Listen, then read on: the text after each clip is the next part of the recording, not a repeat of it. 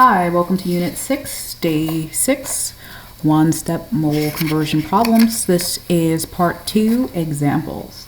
So in Part 1, we divided the steps of doing these mole conversion problems into two separate steps, choosing the right conversion factors and solving using dimensional analysis.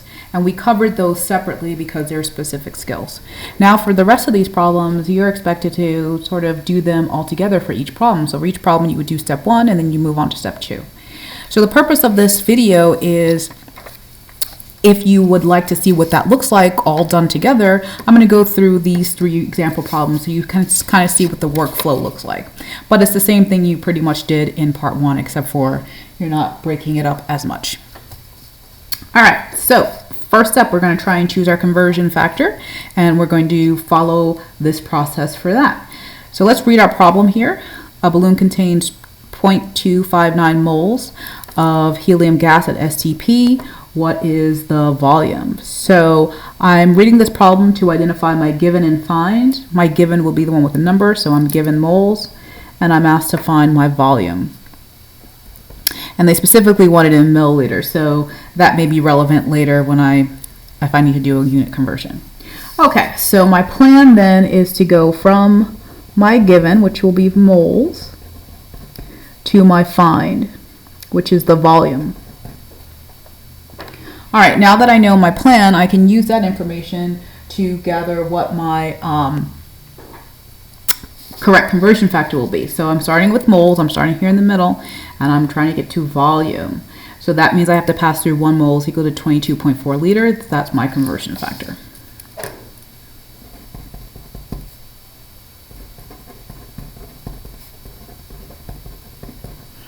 All right, now that I know my given, find, and conversion factor, I'm now on to step 2, which is to set up using dimensional analysis. So remember the process for dimensional analysis. We start by writing our given over 1, then we take our conversion factor and we convert that into a fraction, making sure that the units of our given will cancel out, and then we multiply together to get our find. So in this problem, I'm starting off with 0.259 moles over 1. There's no unit there. I'm only putting it over 1 to make it into a fraction, so there will be no unit at the bottom there. Then in the conversion factor fraction, I'm starting off with, I'm given the units in moles. I want to get rid of that, so I need the part of the conversion factor that has moles in it to go on the bottom. That would be the 1 mole. And then the other part that's left, the 22.4 liters, that's going to go on the top. Okay, so then whoosh, whoosh, the units that I'm starting off with cancel out, which is great. Now in terms of the math, I multiply straight across, so 0.259 times 22.4. And then that's all over 1 times 1, which is just 1. If I plug this into my calculator, multiplying these two numbers, I get 5.80 liters. Okay, so let's go ahead and check to see if that's the units I want it to be in. Oh, it isn't. So I want my units in milliliters. So that means I'm going to have to do some sort of conversion here. So let's go and find how do we convert units of volume. So I'm starting with I'm starting with liters, and I want to convert it to milliliters. Now, none of these start with liters to milliliters. However, I have milliliters to liters, so I'm essentially doing the opposite of this. If I was going from milliliters to liters, I would divide by 1,000. But since I'm doing the opposite, liters to milliliters, I have to multiply by 1,000. So my volume here is going to be 5.80 times 1,000, and that'll give me 5,800 milliliters. Okay. Now, this is actually not in the right number of significant figures, but that's okay if you box this as your answer. If you wanted to put this in the correct number of significant figures, you're actually going to have to write this in scientific notation. 5.0 times 10 to the 3, because there's 1, 2, 3 places after the ones place. So this is the correct answer in sig figs, but both answers are correct. So that would be the answer for that. So we have step 1 done, we figured out our conversion factor, and then step 2, we use dimensional analysis to get our answer.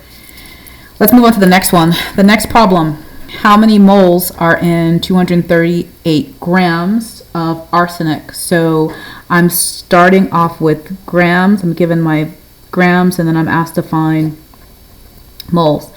Now, in terms of my plan, I'm not going to write grams to whatever. I'm going to remember that grams is a unit for mass. So I'm going from mass to moles.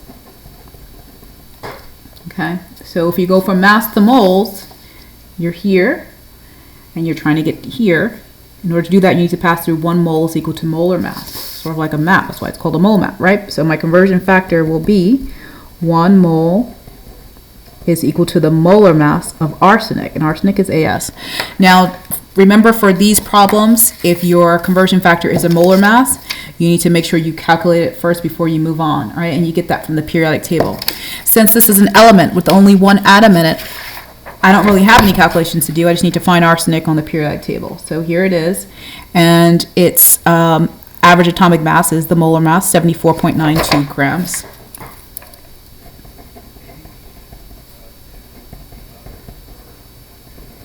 Okay, so that is that. All right, great. Now I have that done. So now what I'm going to do is to go on to step 2, setting up my dimensional analysis. Okay, so I'm going to start with my given 200. My given's up here, 238 grams over 1 to make it into a fraction. My conversion fraction is going to come from this equation. I'm starting off with grams as my given. I want to get rid of that, so that means grams must be in the bottom, in the denominator, so that these two can cancel out. Well, what value goes in front of grams in my conversion factor? The 74.92. And what's left in my conversion factor? 1 mole, so that part goes on top. All right, in terms of math now that I have that all done, I just need to do my math. So 238 times 1 is in my top there, which is just 238. And 1 times 74.92, which is just 74.92. I divide this out, 238 divided by 74.92. And that gives me my answer as 3.18 moles. So there are 3.18 moles in 238 grams of arsenic. All right, last problem. We are convert 1.25 moles of C8H8 to molecules. Now this molecule doesn't exist, so I'm going to go ahead and just let you guys know that this actually doesn't exist. I think there was a typo there, but that part doesn't really matter since it's showing the number of molecules. So I'm given my moles, and I'm asked to find the number of molecules, right? How do I know it's the number of molecules? I'm converting moles to molecules. What do they mean by molecules? They want you to count the number of molecules in 1.25 moles. Now, of course, you're not literally counting. This is where the conversion comes in, but that's what they're asking for. So this will be corresponding to the number of particles, right? So it's the number of molecules there. So I'm going from moles to number of molecules. All right, so what conversion factor I'm going to use? So I can go to my mole map if I want to help me with that. So I'm starting off with number of particles. I want to get to moles. I have to pass through 1 mole is equal to Avogadro's number, 6.02 times 10 to the 23. So my conversion factor will be 1 mole is equal to 6.02 times 10 to the 23. Now I do my dimensional analysis to solve. So now I start with 1.25 moles over 1, just over 1, no units here. I'm only putting it over 1 to make it into a fraction. I say this a million times and I still have kids put 1 mole at the bottom here. This should just be a 1. Now, the second fraction will come from my conversion factor. I am trying to cancel out moles. Since I'm given moles, I want to cancel it out. So that means in the conversion factor, moles should be on the bottom. The only way it's going to cancel out is if they're in opposite positions. So what's on the top in the first fraction needs to be in the bottom in the second one. So what part of the conversion factor has mole? The 1 mole. So that 1 mole goes there. I just put the value of 1 there. So 1 mole, right? It's got to be a unit here. Then on top, it's going to be, and this should be molecules. What's left over? The 6.02 times 10 to the 23 molecules. Now, molecules and moles are not the same thing. Moles is like a dozen, right? So if you have a dozen donuts, the moles will be like the dozen part, and then the molecules will be like the donuts part, the things that you're actually counting. So 6.02 times 10 to 23 molecules. Now I'm going to go ahead and do my math. So my math will be multiplying straight across, 1.25 times 6.02 times 10 to 23.